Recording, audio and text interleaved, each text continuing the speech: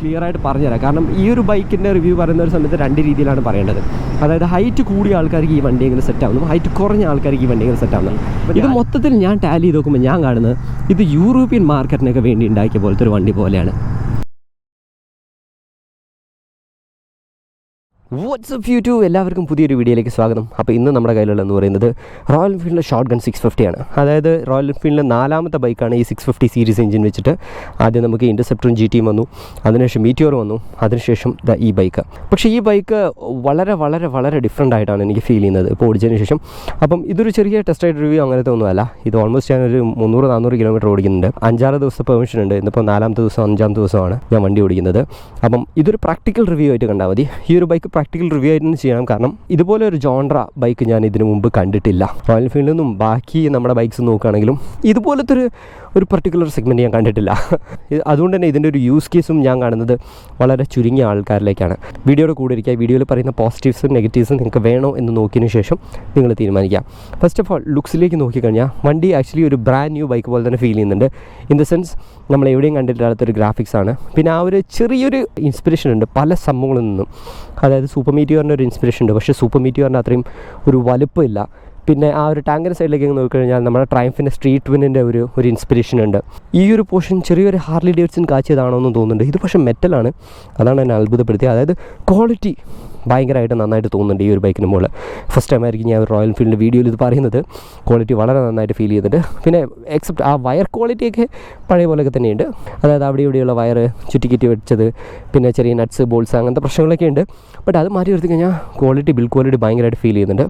പിന്നെ അത് ഇവിടെ നോക്കിക്കഴിഞ്ഞാൽ ഒരു ടെയിൽ സെക്ഷനൊക്കെ ഒരു അയൺ 883 എന്ന് പറയുന്നൊരു ബൈക്കുണ്ട്, അതുപോലെയൊക്കെയാണ് തോന്നുന്നത്. പിന്നെ ഇതൊരു സിംഗിൾ സീറ്റർ സെറ്റപ്പ് ആക്കാം. അപ്പോൾ ഇതൊരു ഫ്ലോട്ടിംഗ് സീറ്റായിട്ട് ഫീൽ ചെയ്യും. അത് ശരിക്കും പറഞ്ഞാൽ അത് ഈ കീ എടുത്തിട്ട് നമ്മൾ പില്ലിയൻ ഇരിക്കുന്നില്ലെങ്കിൽ ഇങ്ങനെ ഇട്ട് തുറക്കാം. പില്ലിയൻ ഇരിക്കുകയാണെങ്കിൽ അയാളോട് എണീക്കാൻ പറയണം. കാരണം അങ്ങനത്തെ ഒരു വൃത്തികെട്ട കീ സെറ്റപ്പാണ്. ഇതിപ്പോൾ കണ്ടു കഴിഞ്ഞാൽ ആൾക്കാർ എന്ത് പറയുന്നത് എനിക്കറിയാം, ഒരു ലുക്കില്ലാത്ത ബൈക്കാണെന്ന്. പക്ഷേ ഇതൊരു ടോപ്പ് റാക്കായിട്ട് യൂസ് ചെയ്യാൻ പറ്റും. ഈ ഒരു കംപ്ലീറ്റ് ഫ്രെയിം നമുക്ക് ഊരി വയ്ക്കാൻ പറ്റും. അത് ഊരി വെച്ച് കഴിഞ്ഞാൽ നമുക്കത് സിംഗിൾ സീറ്ററായിട്ട് ഓടിക്കാം. അപ്പം ഭയങ്കര ലുക്കായിട്ട് എനിക്ക് ഫീൽ ചെയ്യുന്നുണ്ട്. സിംഗിൾ സീറ്റർ ആകുമ്പോഴാണ് എനിക്കിത് കുറച്ചുകൂടെ ഒരു ലുക്കായിട്ട് ഫീൽ ചെയ്യുന്നത്. പിന്നെ ഇത് ഇടാനൊക്കെ ഭയങ്കര ഈസിയാണ്. പിന്നെ ചെറിയൊരു ക്വാളിറ്റി ഇഷ്യൂ കാണുന്നത് ഇവിടെ സ്റ്റിച്ചിങ് ഒക്കെ പോയിട്ടുണ്ട്. പുതിയ ബൈക്കാണ്, ബ്രാൻഡ് ന്യൂ ബൈക്കാണ്, പക്ഷേ സ്റ്റിച്ചിങ് കുറച്ച് പോയിട്ടുള്ളതായിട്ട് ഫീൽ ചെയ്യുന്നുണ്ട്. പിന്നെ നമ്മൾ ആസ് യൂഷ്വൽ റോയൽ എൻഫീൽഡിൻ്റെ 650cc എഞ്ചിനാണ്, ഒരു മാറ്റമില്ല. ഷോവയുടെ വലിയൊരു സസ്പെൻഷനാണ് ആക്ച്വലി നമ്മൾ ഫസ്റ്റ് നോട്ടീസ് ചെയ്യുക ഈ ഒരു ബൈക്കിലേക്ക് നോക്കുമ്പോൾ. അപ്സൈഡ് ഡൗൺ സസ്പെൻഷനാണ്. പിന്നെ നമുക്ക് ഹാൻഡിൽ ബാറിൽ സ്വിച്ചിലേക്ക് നോക്കിക്കഴിഞ്ഞാൽ ഇത് ആക്ച്വലി ഫുൾ മെറ്റൽ പീസുകളാണ്. ഇവിടെയെല്ലാം മെറ്റൽ പീസസ് ആണ് വന്നിട്ടുള്ളത്. അതുകൊണ്ട് ഞാൻ പറഞ്ഞാൽ ക്വാളിറ്റി ഭയങ്കരമായിട്ട് ഫീൽ ചെയ്യുന്നുണ്ട്. അപ്പോൾ ഇവിടെ ഒരു ഇൻഫോ ബട്ടൺ ഉണ്ട്. പിന്നെ ഇവിടെ high beam low beam pass സ്വിച്ചാണ്. ഇവിടെ ഇൻഡിക്കേറ്റേഴ്സ് ഉണ്ട്, ഹോൺ ഉണ്ട്. ഇപ്പുറത്തെ ഭാഗത്ത് വന്നാൽ എഞ്ചിൻ കിൽ സ്വിച്ചുണ്ട്, കോഷൻ ലാമ്പുണ്ട്. പിന്നെ ഈ ഒരു ഡാഷ് എന്ന് പറയുന്നത് നമ്മൾ മുൻപ് കണ്ടിട്ടുള്ള മീറ്റിയോറിൽ കണ്ടിട്ടുള്ള അതേ സെറ്റപ്പ് തന്നെയാണ്. പിന്നെ ഒരു ട്രിപ്പർ നാവിഗേഷനും ഇവിടെ കൊടുത്തിട്ടുണ്ട്. ബ്ലൂടൂത്ത് വെച്ച് നമുക്ക് കണക്ട് ചെയ്ത് കഴിഞ്ഞാൽ നാവിഗേഷൻ സിസ്റ്റം യൂസ് ചെയ്യാം. ഇത് ഓണാക്കിയാലും ഓണാക്കിയില്ലെങ്കിലും വളരെ സിമ്പിൾ ഡീറ്റെയിൽസാണ് ഇതിനകത്തുള്ളത്. ഒരു സ്പീഡോമീറ്റർ വരുന്നുണ്ട്, ഫ്യൂൽ ലെവൽ ഇൻഡിക്കേറ്റർ ഉണ്ട്. വളരെ ഇനാക്യുറേറ്റ് ആയിട്ടുള്ളൊരു ഫ്യൂൽ ലെവൽ ഇൻഡിക്കേറ്ററാണ് വരുന്നത്. ടൈം ഉണ്ട്, ഗിയർ പൊസിഷൻ ഇൻഡിക്കേറ്റർ ഉണ്ട്, ഓഡോമീറ്റർ ഉണ്ട്, 2 ട്രിപ്പ് മീറ്റർ ഉണ്ട്. That's all. വളരെ ബേസിക് ഇൻഫർമേഷനാണ് അതിനകത്ത് വരുന്നത്. അപ്പോൾ ഇതൊരു ക്ലാസിക് മോട്ടോർ സൈക്കിൾ ആക്കാൻ വേണ്ടിയിട്ടാണ് തോന്നുന്നു റോയൽ എൻഫീൽഡ് ഇത് ചെയ്തത്. അപ്പം ബാക്കി കാര്യങ്ങൾ നമുക്ക് വണ്ടി ഓടിച്ചിട്ട് സംസാരിക്കാം.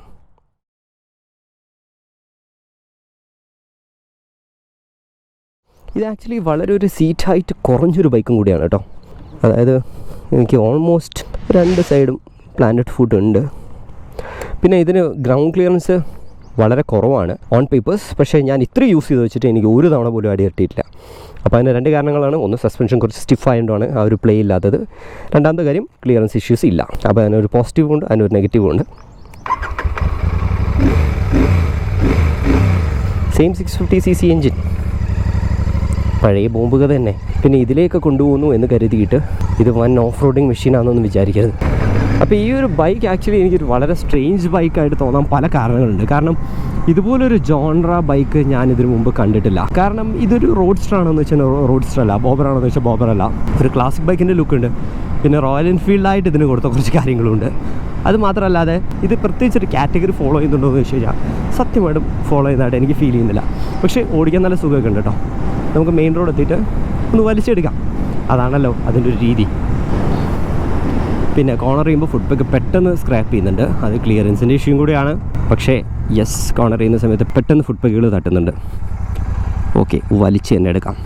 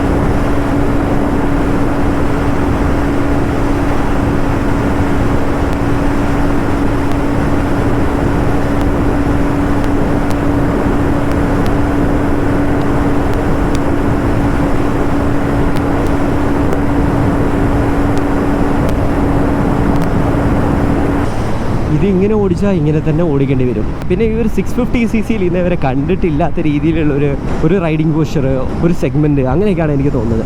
അപ്പം പവറിൻ്റെ കാര്യം പറഞ്ഞാൽ ഇപ്പം ഫുൾ ലെങ്ത് വീഡിയോ നിങ്ങൾ കണ്ടിട്ടുണ്ടാവും. ഒരു 155 അതിൻ്റെ മേലേക്ക് വണ്ടി അങ്ങോട്ട് കയറുന്നില്ല. ഓൾദോ ഇത് 650cc ആണെങ്കിലും ഇതിൻ്റെ ആ ഒരു റൈഡിങ് ഡൈനമിക്സ് എവിടെ നിന്നാണ് വരുന്നതെന്ന് ചോദിച്ചു കഴിഞ്ഞാൽ നമ്മുടെ മീറ്റിയോർ എന്നാണ്. മീറ്റിയോർ ആക്ച്വലി ഭയങ്കര ഹെവി ആയിട്ടുള്ളൊരു ബൈക്കാണ്. ഹൈ സ്പീഡിന് എങ്ങനെയാണെന്ന് വെച്ച് കഴിഞ്ഞാൽ ഒരുപാട് കോൺഫിഡൻസ് ഇല്ലാത്തതാണ്. നമ്മുടെ GT ആയാലും ഇൻ്റർസെപ്റ്റർ ആയാലും കമ്പയർ ചെയ്യുന്ന ഒരു സമയത്ത് ഇതിന് അത്രത്തോളം ഒരു ഹൈ സ്പീഡ് ക്രൂസിങ് അല്ലെങ്കിൽ ഒരു ഹൈ സ്പീഡ് വണ്ടി എന്നുള്ള ആ ഒരു ടാഗ് ഇല്ലാത്ത ഒരു വണ്ടിയായി മാറാണ് നമ്മുടെ മീറ്റിയോർ വരുന്ന സമയത്ത്. ബട്ട് ഇതിലേക്ക് വരുന്ന സമയത്ത് നിങ്ങൾ കണ്ടല്ലോ, ആ ഒരു 155 ശേഷം വണ്ടിയുടെ എഞ്ചിൻ അങ്ങോട്ട് കയറുന്നില്ല. അപ്പം ഇത് കുറച്ച് ഹെവി ആയതുകൊണ്ടാണ്. ഇപ്പോൾ ഇൻ്റർസെപ്റ്റർ വെച്ച് കമ്പയർ ചെയ്യുന്ന ഒരു സമയത്ത് ഇത് 20 കിലോ കൂടിയിട്ടുണ്ട്. പിന്നെ മൊത്തം മെറ്റലാണ്, കണ്ടാൽ മനസ്സിലാവല്ലോ, ഫുൾ മെറ്റൽസ് തന്നെയാണ്. അപ്പോൾ അങ്ങനെ നോക്കുന്ന ഒരു സമയത്ത് ഇത് കുറച്ചൊന്ന് സ്ലഗ്ഗിഷ് ആയിട്ടാണ് എനിക്ക് ഫീൽ ചെയ്യുന്നത്. അതെന്താണെന്ന് എനിക്കറിയില്ല.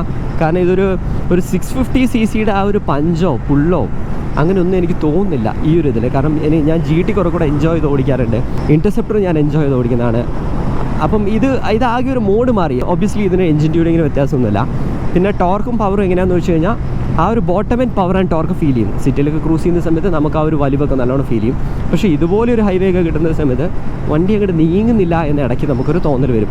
ഒരു 120 കംഫർട്ടബിൾ സ്പീഡ്, അത്ര തന്നെ ഉള്ളൂ. പിന്നെ ഇതിൻ്റെ റൈഡിംഗ് പോസ്റ്റർ ചോദിച്ചു കഴിഞ്ഞാൽ നമ്മുടെ പഴയ ഹാർലി ഡേവിഡ്സൺ ഉണ്ടല്ലോ, നമ്മുടെ പഴയ ഹാർലി ഡേവിഡ്സൺ അല്ല, അതായത് പഴയ സ്ട്രീറ്റ് റോഡ് എന്ന് പറയുന്ന ആ ഒരു വേർഷനൊക്കെ വരുന്ന സമയത്ത് നമ്മുടെ കാല് കുറച്ചുകൂടെ സ്ക്വാട്ടിംഗ് ആണ്. ഇത് എൻ്റെ ഹൈറ്റിനാണ് ഞാൻ പറയുന്നത്. ഞാനത് ക്ലിയർ ആയിട്ട് പറഞ്ഞുതരാം. കാരണം ഈ ഒരു ബൈക്കിൻ്റെ റിവ്യൂ പറയുന്ന ഒരു സമയത്ത് 2 രീതിയിലാണ് പറയേണ്ടത്. അതായത് ഹൈറ്റ് കൂടിയ ആൾക്കാർക്ക് ഈ വണ്ടി എങ്ങനെ സെറ്റ് ആവുന്നു, ഹൈറ്റ് കുറഞ്ഞ ആൾക്കാർക്ക് ഈ വണ്ടി എങ്ങനെ സെറ്റ് ആവുന്നു. അപ്പോൾ ഞാനിപ്പോൾ പറയുന്നത് എൻ്റെ ഹൈറ്റിലുള്ള ആൾക്കാരുടെ ഒരു കാര്യമാണ്. ഹൈറ്റ് കൂടിയ ആൾക്കാരുടെ കാര്യം ഞാൻ പറഞ്ഞുതരാം. എൻ്റെ ഹൈറ്റ് 5'6" ഒക്കെ ഉള്ള ഒരാൾക്ക് ഇതെങ്ങനെ ഫീൽ ചെയ്യുന്നത് വെച്ചാൽ സ്ക്വാട്ടിങ് പൊസിഷനാണ്. അതായത് ഫോർവേഡ് സെറ്റ് ഫുട്ട് പെഗ്. നമ്മൾ ആ ഒരു സീറ്റ് മൊത്തമായിട്ട് ഉപയോഗിക്കണമെങ്കിൽ, അതായത് നമ്മളെ നിതംബം ആ സീറ്റിൽ കുറച്ചുകൂടെ നന്നായിട്ട് കയറിയിരിക്കണമെങ്കിൽ ഒന്ന് പുറകോട്ട് ഇരിക്കണം. അതായത് ഈ ഫ്രണ്ടിൽ വന്നിരിക്കരുത്. ഈ ഫ്രണ്ടിൽ വന്നിരുന്നാൽ സീറ്റിന് കുഷനില്ല, കുഷൻ കുറവാണ്. അപ്പോൾ ആ ഒരു കംഫർട്ട്നെസ് കിട്ടണേ പുറകോട്ട് ഇരിക്കണം. പുറകോട്ട് കിട്ടണേ ഇപ്പം എൻ്റെ കൈ നോക്കിയാൽ നിങ്ങൾക്ക് മനസ്സിലാവും, കൈ ഭയങ്കര വൈഡാണ്. എന്ന് വെച്ച് കഴിഞ്ഞാൽ ഞാൻ സ്പോർട്ടി ആയിട്ടായിരിക്കും. അത് എൻ്റെ നേരിൽ നോക്കിയാൽ മതി, കണ്ടോ, ഞാൻ സ്പോർട്ടി ആയിട്ടായിരിക്കുന്നത്. അപ്പോൾ എൻ്റെ അപ്പർ ബോഡി സ്പോർട്ട് ചെയ്യും, എൻ്റെ ലോവർ ബോഡി സ്ക്വാട്ടിങ് പൊസിഷനിലുമാണ്. ഇത് ആക്ച്വലി ഇതുപോലത്തെ റൈഡിംഗ് പോസ്റ്ററായിരുന്നു നമ്മുടെ ഹാർലി ഡേവിഡ്സൻ്റെ സ്ട്രീറ്റ് 750 ഉണ്ടായിരുന്നത്. അപ്പം ഇത് എൻ്റെ കാര്യമാണ്. ഇനിയിപ്പോൾ ഹൈറ്റ് കൂടിയ ആൾക്കാർക്കാണെങ്കിൽ ഇത് കുറച്ചുകൂടി അപ്രൈറ്റ് ആയിട്ടുള്ള ഒരു റൈഡിംഗ് പോസ്റ്ററാണ്. എന്ന് വെച്ച് കഴിഞ്ഞാൽ ഈ പറഞ്ഞ പോലെ ലെഗിൻ്റെ റീച്ച് കുറച്ചുകൂടി ഈസിയായി, ഈ ഒരു റീച്ചും കുറച്ചുകൂടി ഈസിയായി. അങ്ങനെ നോക്കുന്നൊരു സമയത്ത് കുറച്ചുകൂടെ കംഫർട്ടബിൾ ആയിട്ടായിരിക്കും ഹൈറ്റ് കൂടിയ ആൾക്കാർക്ക് ഈ ഒരു വണ്ടി തോന്നാം. ഇനി ഇതിൻ്റെ സസ്പെൻഷൻ എനിക്ക് ഉപയോഗിച്ചിടത്തോളം തോന്നിയത് എന്താണെന്ന് വെച്ച് കഴിഞ്ഞാൽ കംഫർട്ടബിൾ ആയിട്ട് തന്നെയാണ്. അതായത് ഞാൻ സിറ്റിയിൽ ഓടിച്ച സമയത്തും ഹമ്പിൻ്റെ മുകളിൽ കൂടെ ചാടിച്ച് ഓടിച്ച സമയത്തും കുഴിയിൽ വീണ് ഓടിച്ച സമയത്തൊക്കെ കുറച്ച് കംഫർട്ടബിൾ ആയിട്ട് തന്നെയാണ് ഫീൽ ചെയ്തത്. But not the most comfortable suspension. അതായത് നമുക്ക് അത്യാവശ്യം കംഫർട്ട് തരുന്നുണ്ട്, പക്ഷേ ഇത് കുറച്ച് നേരം ഓടിച്ചു കഴിഞ്ഞാൽ നമുക്ക് ആ ഒരു സ്റ്റിയറിംഗ് കുറച്ചൊന്ന് ബുദ്ധിമുട്ടായിട്ട് തോന്നും. അതിൻ്റെ വേറൊരു കാരണം എന്താണെന്ന് വെച്ച് കഴിഞ്ഞാൽ ഈ ഹാൻഡിൽ ബാർ കുറച്ച് വൈഡ് ആയിരുന്നെങ്കിൽ കൊള്ളായിരുന്നു എന്ന് എനിക്കൊരു ഫീൽ ചെയ്ത്. പിന്നെ ഇത് കുറച്ചുകൂടെ അടുത്തോടിക്ക് വന്നിരുന്നെങ്കിലും ഇത് കുറച്ചുകൂടെ ഒരു ഈസി ആയിട്ട് റൈഡ് ചെയ്യാൻ പറ്റുന്നൊരു ബൈക്കാണെന്ന് എനിക്കൊരു തോന്നലുണ്ട്. ഇൻഫാക്ട് ഞാൻ ഈ വണ്ടിയെ ഇങ്ങനെയൊക്കെ പറഞ്ഞിട്ട് വേറൊരു വണ്ടിയിലേക്ക് ഡൈല്യൂട്ട് ചെയ്ത് കളയല്ല ചെയ്യുന്നത്. ഞാൻ പറഞ്ഞു എന്നുള്ളൂ. കാരണം എൻ്റെ ഒരു റൈഡിംഗ് പോസ്റ്റർ വെച്ച് ഇപ്പോൾ കണ്ടല്ലോ, എൻ്റെ നേരിൽ നോക്കിയാൽ തന്നെ കണ്ടാൽ മനസ്സിലാവും. ആ ഒരു സ്പോർട്ടിനെസ് സിറ്റിയിൽ വരുന്നൊരു സമയത്ത് നമുക്ക് അത്രത്തോളം കംഫർട്ടബിൾ ആവില്ല ലോങ്ങർ ഇരിക്കുന്ന ഒരു സമയത്ത്. പക്ഷേ ഇങ്ങനെ ഹൈവേയിൽ വരുന്ന സമയത്ത് ജസ്റ്റ് ക്രൂസ് ചെയ്ത് പോകാൻ പറ്റും ഈ ഒരു റൈഡിംഗ് പോസ്റ്ററിൽ.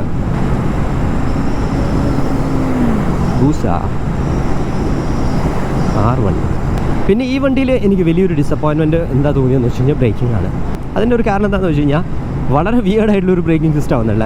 ഫസ്റ്റ് ഓഫ് ഓൾ ഞാൻ ഇത്രത്തോളം ഒരു സ്പോർട്ടി ആയിട്ടിരിക്കുന്ന ഒരു സമയത്ത് എനിക്ക് കുറച്ചുകൂടെ നല്ലൊരു ബ്രേക്കിംഗ് ബൈറ്റ് ഫ്രണ്ട് എന്നാണ് വരേണ്ടത്. ഇതിൻ്റെ ഫ്രണ്ട് ഡിസ്കും റെയർ ഡിസ്കൊക്കെ നോക്കുമ്പോൾ കോമ്പറ്റേറ്റീവ് ആണ് ബാക്കി ബൈക്കുകളൊക്കെ നോക്കും. പക്ഷേ ഇത് ഫുൾ മെറ്റലാണ്, ഇത് ഭയങ്കര ഹെവിയാണ്, ഇതിൻ്റെ മൊമെൻറ്റം കൂടുതലാണ്. ആ ഒരു ആംഗിളിൽ നിന്നൊക്കെ നോക്കുന്ന ഒരു സമയത്ത് ഇതിൻ്റെ ബ്രേക്ക് എന്ന് പറയുന്നത് ആക്ച്വലി ഭയങ്കര ഗ്രാജുവലാണ്. അതായത് കുറച്ച് ടൈം എടുത്ത്, അതായത് ഫ്രണ്ട് ബ്രേക്ക് എന്ന് പറയുന്നത് കുറച്ച് ടൈം എടുത്ത് പിടിക്കുന്ന രീതിയിലുള്ള ബ്രേക്കാണ്. പിന്നെ അത് മാത്രമല്ല റെയർ ബ്രേക്ക് വരുന്നത് അതിമാരക ഷാർപ്പുമാണ്. ഇതുപോലത്തെ ഒരു ഡിസ്ക് ഒന്നും ഞാൻ റെയർ സൈഡ് കണ്ടിട്ടില്ല. റെയർ സൈഡ് എന്ന് പറയുന്നത് ഭയങ്കര വലിയ ഡിസ്ക്കാണ്. അപ്പോൾ എന്താ പ്രശ്നം എന്ന് വെച്ച് കഴിഞ്ഞാൽ ഒരു നോർമൽ സിറ്റുവേഷനിൽ തന്നെ നമ്മൾ ബ്രേക്ക് പിടിക്കുന്ന സമയത്ത് ഫ്രണ്ട് ബ്രേക്കും റെയർ ബ്രേക്കും ഒരുമിച്ച് പിടിക്കണം. അപ്പം ഈ ഒരു റൈഡിംഗ് പോസ്റ്ററിന് സൂട്ടബിൾ ആയിട്ടുള്ളൊരു ബ്രേക്കിംഗ് സിസ്റ്റമാണെന്ന് ഞാനത് പറയില്ല. പക്ഷേ ഞാൻ ഈ പറഞ്ഞ പോലെ അപ്രൈറ്റ് ആയിട്ട് ഇരുന്ന് ഓടിക്കുന്ന ഉയരം കൂടിയ ആൾക്കാർക്ക് ഈ ഒരു ബ്രേക്കിംഗ് കുറച്ചുകൂടെ പെർഫെക്റ്റ് ആയിട്ട് തോന്നും. കാരണം അവർ നേരെയാണ് ഇരിക്കുന്നത്. അപ്പോൾ അവർക്ക് കുറച്ചുകൂടി ഈസിയാണ്. കാരണം അവർക്ക് എനിക്ക് ഫീൽ ചെയ്യുന്നത് അത്രയും ഫോർവേഡ് സെറ്റ് ആയിട്ടുള്ളൊരു ഫുഡ് പെഗും ഫീൽ ചെയ്യുന്നില്ല. പക്ഷേ ഒരു എമർജൻസി സിറ്റുവേഷനിൽ വന്നു കഴിഞ്ഞാൽ നമ്മൾ 2 ബ്രേക്കും ജാം ചെയ്ത് കഴിഞ്ഞാൽ ഡെഫിനറ്റായിട്ടും റെയർ ബ്രേക്ക് ABS ഓണാവും. കാരണം അത് അങ്ങനെയാണ് നിൽക്കുന്നത്.